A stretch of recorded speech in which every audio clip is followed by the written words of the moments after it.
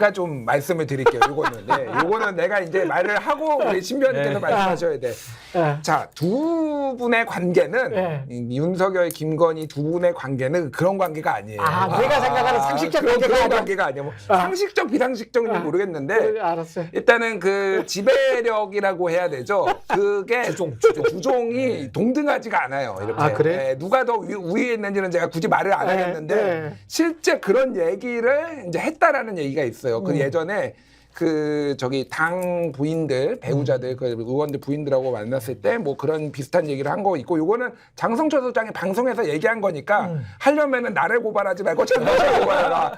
왜냐면은 그때 이제 장성철에 따르면은 국민의힘 고문들하고 대통령하고 만난 거예요. 그래가지고 국민의힘의 고문들이 이제 또 이 연륜과 이런 게 풍부하신 분이잖아요. 왜 제2부속실 안 만드냐. 그리고 김건희 여사 이런 거 좀 정리 좀 해라. 정돈 좀 해라라고 하니까 윤석열 대통령이 창가로 가가지고 밖을 딱 내다보니 저는 그렇게 할 수 없습니다.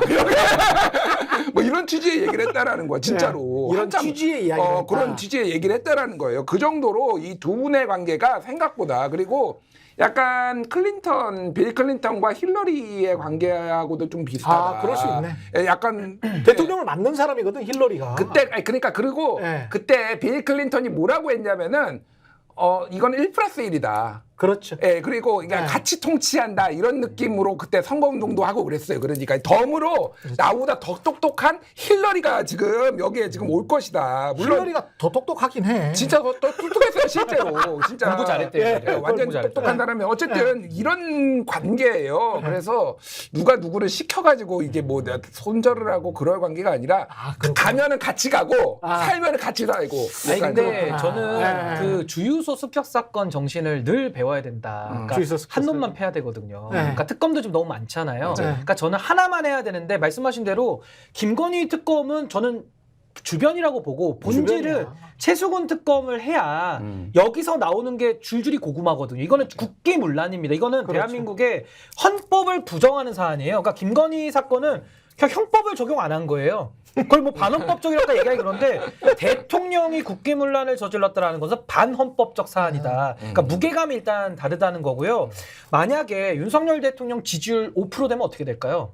전 단 하루도 용산에 못 있을 것 같거든요. 그러니까 저는 제 이 얘기를 왜 하냐면은 과거에 YS 대통령은 서슬퍼렇게 정말 잡아가지고 고문하는 시대에도 23일 동안 단식을 해가지고 당시 5개 조항을 내걸었거든요. 그게 이제 나중에 기폭제가 돼가지고 6월 항쟁의 그 에너지로 온 건데 YS는 단식을 23일을 했습니다. 자, 죽기 직전까지 했거든요. 제가 아까 그 이재명 대표나 최고위원들 단식하다가 누구 하나 병원 가잖아요. 제가 그 자리 가서라도 저도 단식할 거예요. 그러니까 국민들이 들고 일어나는 겁니다. 그러니까 누구라도 여기서는 맞서 싸우고 끝까지 가야지 이 정권이 정신을 차리지.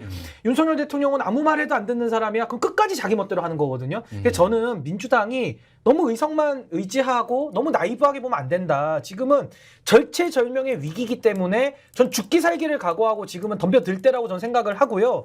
만약에 그렇게 해서 사람들이 병원 실려가고 이제 완전히 난장판 된다.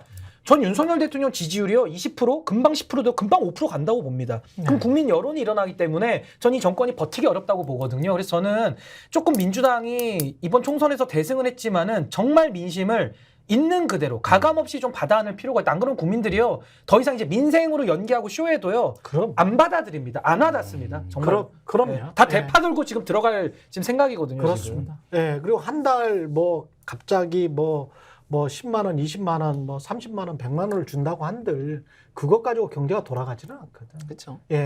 지속 가능한 뭔가를 보여줘야 되고 그리고 앞으로도 지금만큼 우리가 성장한 만큼 그거가 안 된다면 그래도 비전은 있다. 이렇게 살면 된다. 그게 보여야 되는데 그게 안 보니까 사람들이 답답한 그리고 거잖아요. 경제가 어려운 이유도 윤석열 대통령이 직을 유지하기 때문에 경제가 또 어려운 거예요. 그러니까 민생특보를 주기한 씨 같은 사람 검찰 후배에 수사관을 갖다 임명해놓고 민생을 챙긴다? 저는 거의 그 국민들 상대로 싸우자고 느꼈거든요. 아니 민생특보를 자기 측근 검찰 인사 앉혀놓으면서 선거 패배 이후에 국무회의 와가지고 첫째도 민생, 둘째도 민생, 셋째도 민생. 이건 거의 말장난 수준이기 때문에. 주기한 씨가 민생특보예요? 민생특보를 신설을 했죠. 월급급짜리. 10억짜리. 검찰 수사관이었던 사람인데. 맞아요. 월급은 없고 법인카드가 있습니다. 활동을 지원받는 활동 지원비. 근데 무슨 민생을 얘기합니까? 그러니까 저는 민생을 돌보지 말자는 게 아니라 국회에서 하세요. 그거는 국회에서 늘 하면 되는 거고 지금 특검 문제는 너무나도 지금 대한민국에 저는 이게 지금 거의 모든 국민들이 다 동의하지 않나요? 제가 볼 땐 이거 피의자 선상에서 수사받는 분들과 그 가족을 빼고는 다 동의할 것 같거든요. 이거부터 좀 해야 된다. 가장 쉽고 낮은 난이도의 특검 이것도 관철 못 시켜내면서 딴 거 하겠다는 사람은요. 거의 국민 속이는 겁니다. 쉬운 거부터 해야 됩니다. 제가 볼 때. 제가 오늘 좀 얘기를 들으니까 야 우리 이 순둥이 신인규를 누가 이렇게 환하게 만들었어 생각이 드네. 굉장히 옛날 순둥이였고 그랬는데 그렇죠. 투사로 만들었어. 아니, 누구야 근데 도대체 이게. 최강 시사 제가 KBS에 있을 때부터 이게 발언의 수위가 높아지는 거를 보면 지금 한 3, 4년 지났잖아요. 우리가 안 지가. 근데 저도 그럴 수밖에 없는 게 상대적인 거야. 아니 저쪽에서 탁구를 아주 그 지저분하게 치면 이쪽에서도 지저분하게 칠 수밖에 없는 거야. 이렇게 할 수밖에 없는 거지. 네, 테니스도 막 이상하게 이상하게 하잖아요. 그러면 더티 플레이를 할 수밖에 없는 침대 거야. 축구 보세요. 누워서 안 일어나 쥐 그 푸는 것만 계속 해보세요. 네. 그럼 화가 날 수밖에 없지. 난 다음 주에 경찰 조사받으러 가야 돼 지금. 징계로 지금 괴로워 죽겠어 지금. 좀 그만 좀 괴롭히세요, 김준일 진짜 대표님. 나 좀 그만 좀 괴롭히라고 진짜.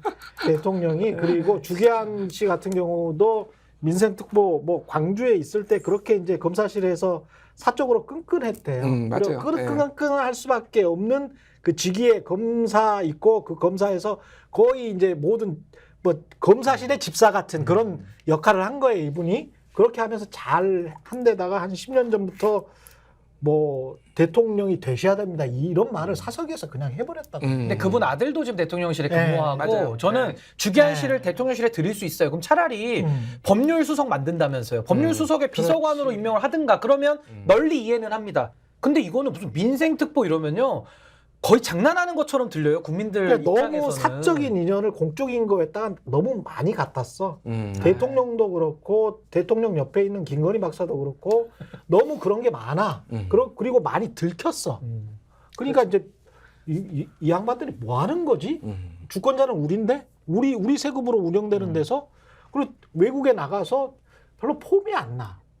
그것도 굉장히 결정적이에요. 이게 우리나라 사람들은 한국을 대표하는 누군가가 나가면 좀 이렇게 멋있으면 좋잖아. 맞아요. 박근혜 대통령 그렇게 막 그 자질이 좀 부족하다 이런 이야기 많이 들었지만 그래도 대선 때 야 의전은 잘할 거야. 이렇게 불안하진 않았어요. 의전은 잘할 거야. 원래 청와대에 있었어. 여기에는 다 동의했거든. 퍼스트 레이디도 했잖아요. 네, 그렇지. 대리로 했죠, 대리를. 대리로 했지. 영국에 갔는데 해가 짱 떴잖아 그래서. 근데 이분들 너무 불안해. 의전 실질도 못하지만 의전도 못해. 근데 진짜로 이번에 이제 재외국민 투표율이 굉장히 높았잖아요. 그 투표율이 실제하고 다르네. 왜냐면 등록한 사람만 또 이제 하는 거니까 그런 건 감안을 하더라도 제가 외국에 사는 분들 얘기를 들어보면은 투표를 한 이유 중에 하나가 국격이 떨어졌다라고 느끼는 분들이 상당히 많았어요. 부끄러워. 그러니까 대통령께서 조금 생각을 좀 다시 하셔야 될 것 같아요, 여러분. 정말 마지막으로. 근데 거의 다 포기한 것 같습니다. 이 회담 보고 이재명 대표의 회담을 보고 사람들은 다 포기를 한 것 같은데. 이재명 대표가 그거 읽으면서 그게 저는 눈에 띄더라고요. 국정 기조를 바꿀 수 있는 마지막 기회다. 맞아요. 그게 이제 최후 통첩이어서 쉽게 얘기하면은 안 바뀔 거 알지만은 이렇게 얘기를 했는데 안 바뀌면은 우리는 우리 마위에 갈 거야. 우리 뜻대로 갈 거야. 이거를 정확하게 얘기했는데 그대로 가고 있네요. 네. 여기까지 듣겠습니다. 지금까지 김준일 시사평론가 신인규 민심동행 창당준비위원장이었습니다. 고맙습니다. 감사합니다. 스픽스는 말하는 언론입니다. 대세는 유튜브, 그중에서 스픽스. 좋아요, 댓글, 구독, 알림 설정. 여러분이 저희를 사랑해 주시고 우리가 여러분을 사랑하는 4가지 방법입니다.